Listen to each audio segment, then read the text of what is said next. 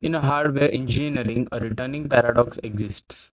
Advanced electronic design automation tool can output a mathematically clean design that fails the moment it hits a physical circuit board.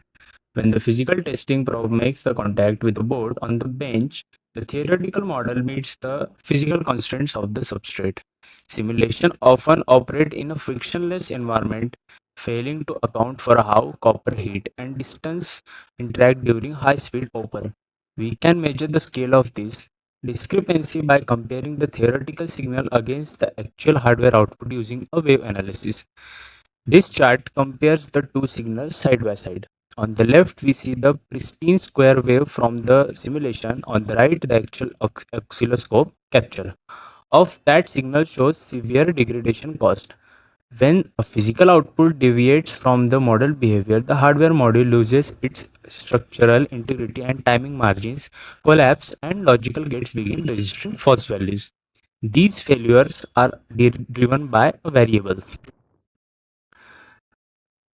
Achieving reliable and reliable hardware requires a shift away from the linear simulate, then test approach where testing is treated as a final disconnected hurdle. Our objective is to construct a closed loop sim to hardware validation workflow where simulation and hardware telemetry are unified. A successful theoretical simulation proves the logic works on paper, but it does not confirm the physical integrity of the fabricated module. The standard hardware design cycle follows the rigid design simulate, build, and finally test.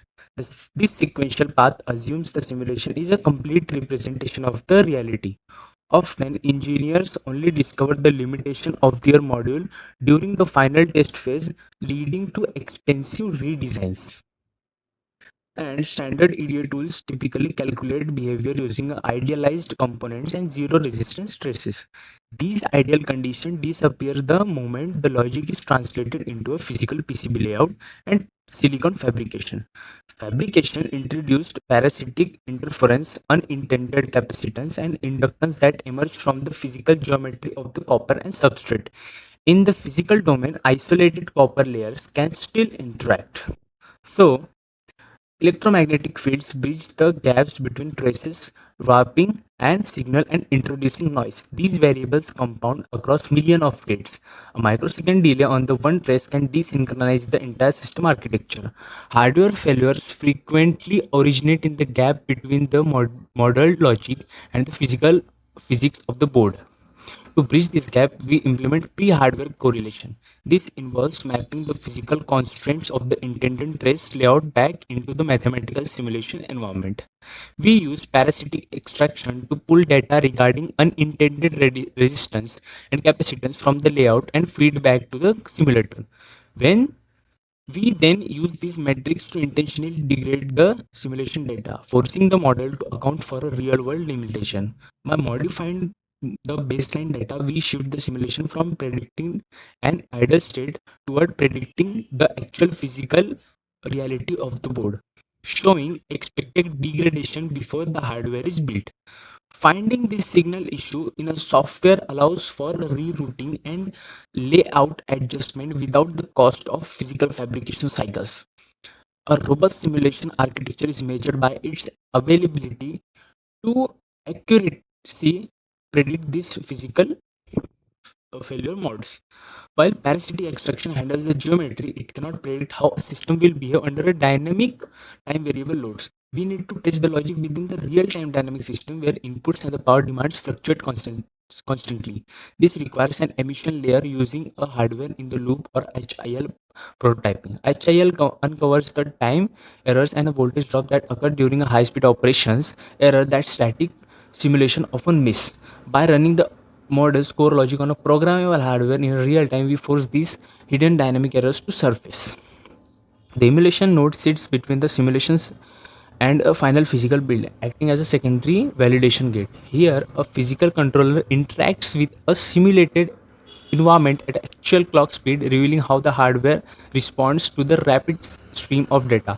If the logic fails at these speeds, we can isolate the specific clock cycle and the dynamic variable responsible for the breakdown. After layout mapping and a real-time emulation, the workflow move to the final hardware on the test bench.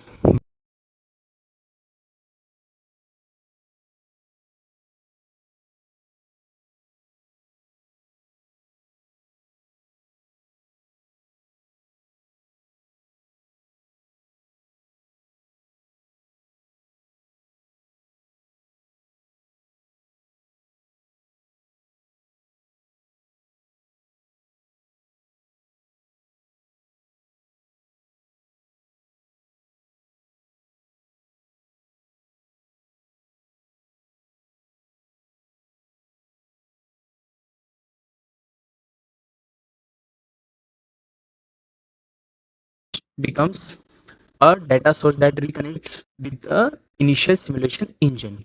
Physical bench validation provides the necessary data to calibrate the simulation for the next iteration of the design. The complete architecture is continuously feedback mechanism unifying every stage from the software model to physical bench with data pulsing across all nodes. The workflow allows engineers to see how small physical changes impacts the overarching system logic. So that defines basically this highlights the core requirement of a critical hardware engineering. A model is only a reliable as its validation. Workflow success is defined by convergence. The goal is to reach where the pre-silicon models prediction align with the physical telemetry within the measurable tolerances. We move away from making assumption that hardware behavior and toward a model that accurately anticipates physical signal degradation. The simulated wave adjusts its shape to match the hardware trace. When these two lines overlay within a timing margin, we have confirmed the integrity of the design. In this workflow, physical discrepancies are not just failure, they are a data points required to map the simulation to the real world.